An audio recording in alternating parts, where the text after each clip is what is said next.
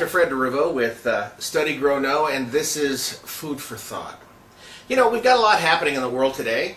In fact, I think it's happening so quickly that it's difficult to kind of keep up with it. First of all, we've got tremendous problems in the Middle East. We've got Tunisia, Libya, Egypt, Bahrain, and that entire area swelling with protests.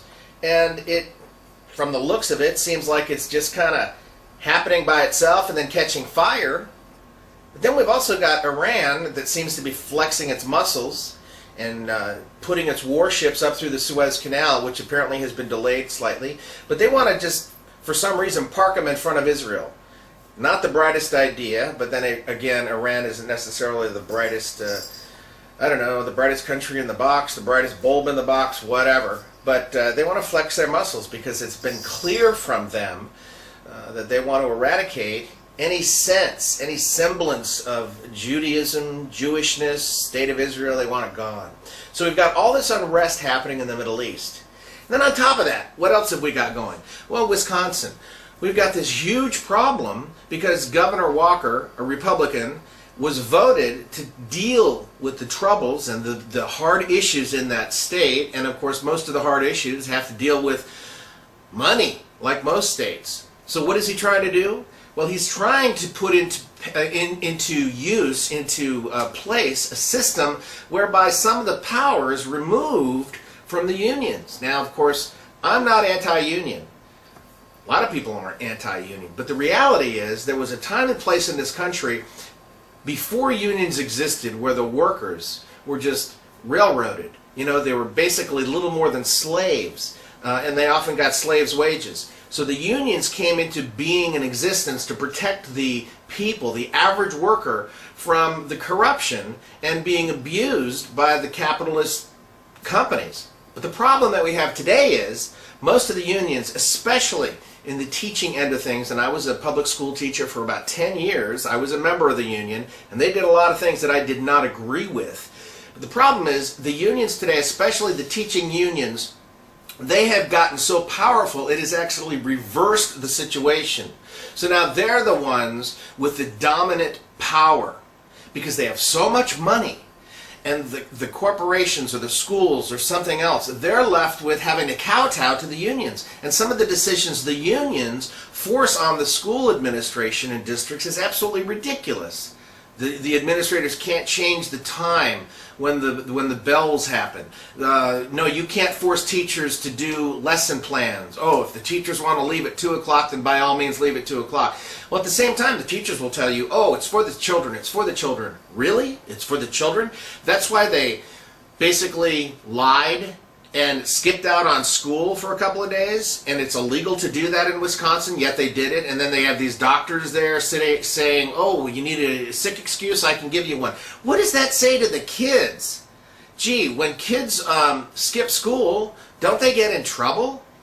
But here are the teachers who are absolutely doing something completely illegal, and they're lying about it by getting these fake, I was sick excuses from legitimate doctors. What's that all about? So the problem is we've got all this unrest all over the world. This unrest, is this far-fetched to think that this could lead to martial law in places? Is it so far-fetched to think that it could actually lead to martial law in the United States? Oh, Fred, that could never happen. We've got the United States Constitution. Okay, well, here's one for you. What happens if our illustrious president, Mr. Obama, decides that at any point, just give him a reason to declare martial law?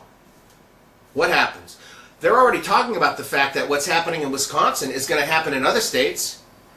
Well, what happens if it gets so out of hand that the only thing that looks like it could bring order to a situation is martial law? We've got thousands and thousands of protesters in Wisconsin. They're just chanting, they're screaming, they're yelling, they're doing illegal things.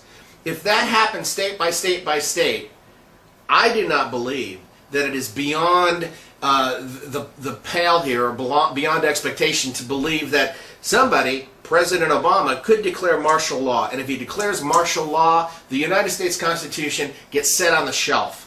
And if it gets set on the shelf, then he basically becomes a dictator. So here's what we've got.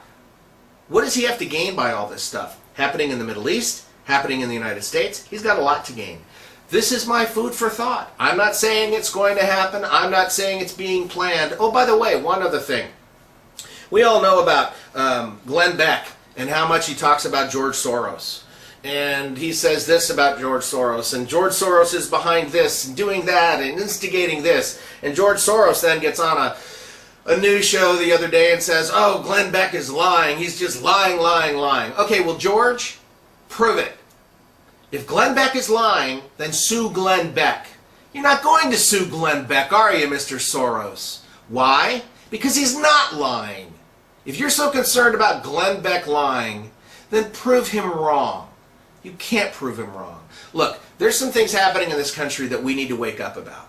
And for those people who have their heads in the sand or like living under a rock thinking, oh, the economy's really getting better because President Obama said it is. Good. You keep believing that. And I've got some land I need to sell you too. But the reality is we've got some terrible things that are happening throughout the world. It could come to a point where we lose our rights because martial law is set in place and the U.S. Constitution is set aside. Think about it. I'm Dr. Fred. This has been Food for Thought with Study, Grow, Know. I'll see you next time.